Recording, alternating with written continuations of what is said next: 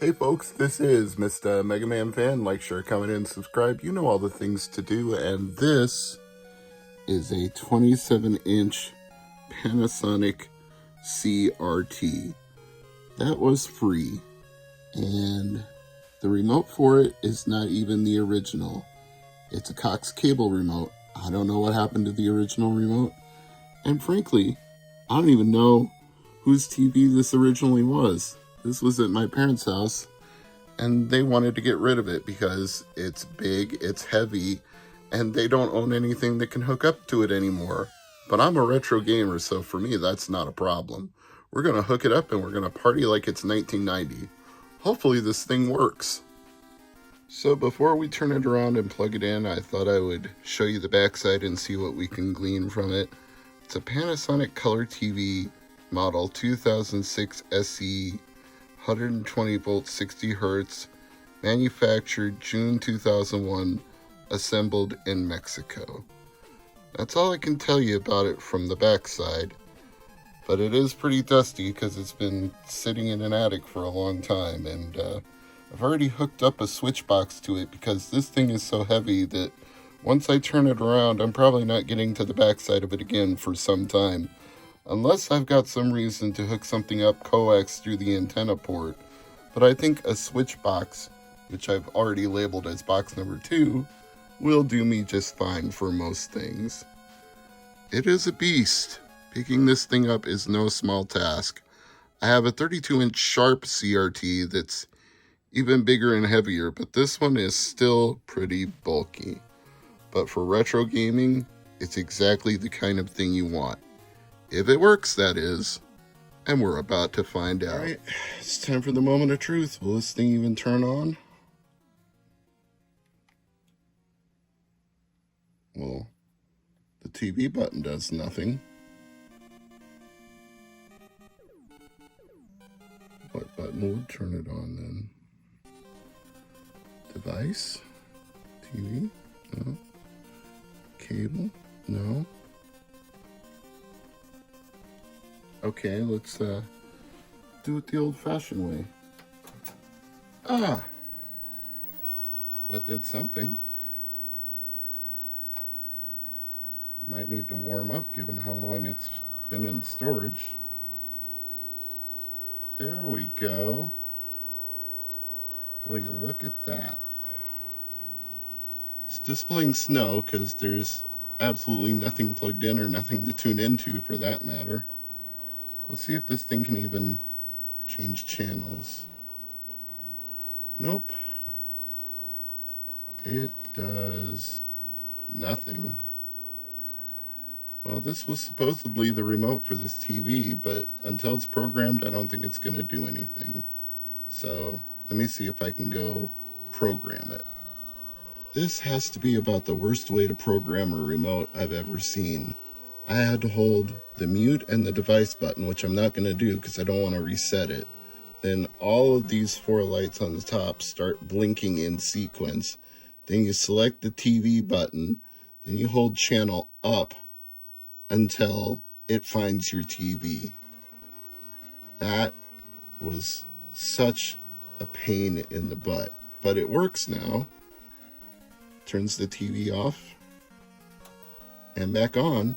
So, I can't say it didn't program it successfully. It's just not a way I would ever recommend anybody do this ever.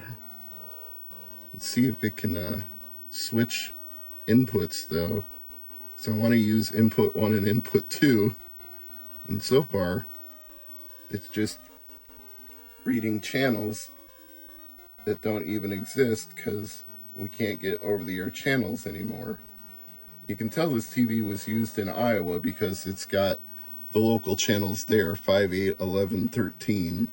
So that's obviously a TV that was used on the farm at some point. Whose it was, I don't know. Was it my parents? Was it mine? Your guess is as good as mine. Either way, this TV hasn't been used in years. So if you were to say, Mr. MegaManFan, every single part of this setup looks old and crusty, I would reply, just like Heisenberg. You're goddamn right. Because it is, old and crusty, but so are these consoles and so am I, so everything here is aged well, or maybe finely seasoned. I guess that depends on your viewpoint on the matter. But we are going to proceed with what I need and see if all of these things work. Here's the ancient toaster NES that I haven't used in forever and a day. Hopefully it still works. At least it's got AV ports on the side, which simplifies matters a little bit. Since this is 2 audio and that's only 1 audio, we may get mono sound. I don't know what it's going to sound like, but I don't have a cable to convert these to mono, so we're just going to have to wing it and see how it sounds. It's going to have to move the TV over a little bit to make room for it. And set the inspector deck right here. Best protect your neck. Got a really ancient yellowing NES controller here. It's also been in storage. Plug that into the front. Hope that the buttons on it work.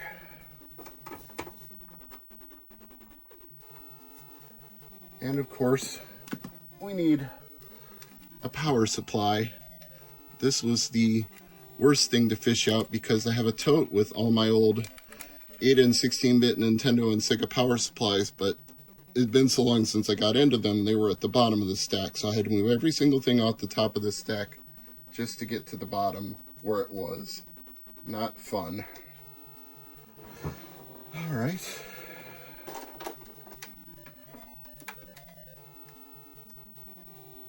Put the power in.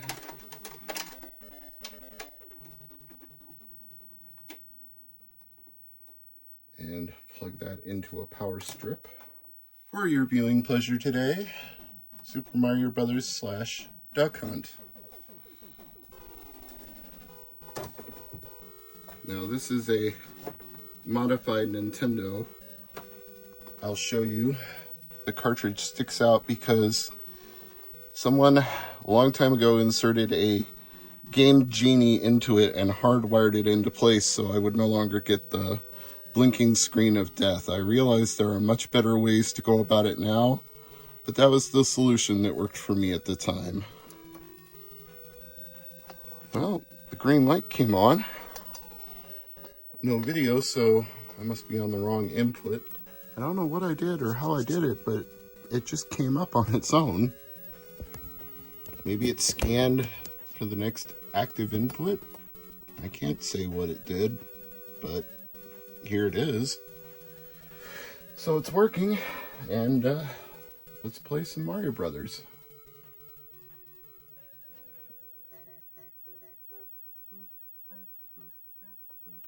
The inputs seem to be functioning as expected.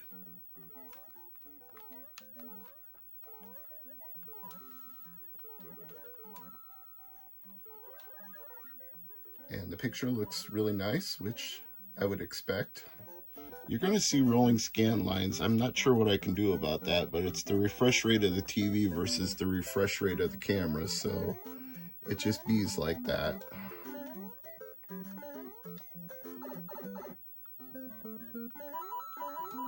But this picture looks incredibly crisp. For a TV that hasn't been used in, who knows, 10, 20, it looks pretty darn good. And if the sound is in mono right now, I really can't tell. Yes, 6 fireballs. I still got it.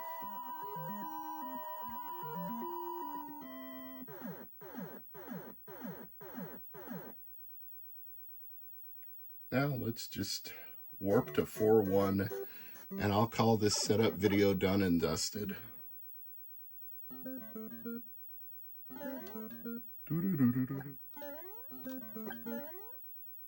There we go.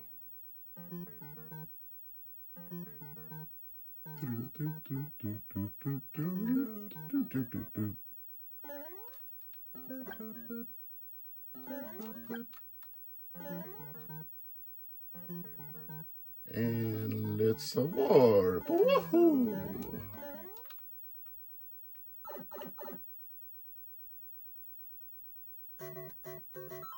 I gotta say, I'm pleasantly surprised. Everything works. The TV works, the Nintendo works, the power supply works, the controller works. I mean, this is vintage. This is as old school gets. So, free TV and a Nintendo I wasn't even using, and now I have another CRT to play retro games on. And I've got a switch box so I can hook up more systems to this television. I'm Mr. Mega Man Fan, and as always, thank you for watching.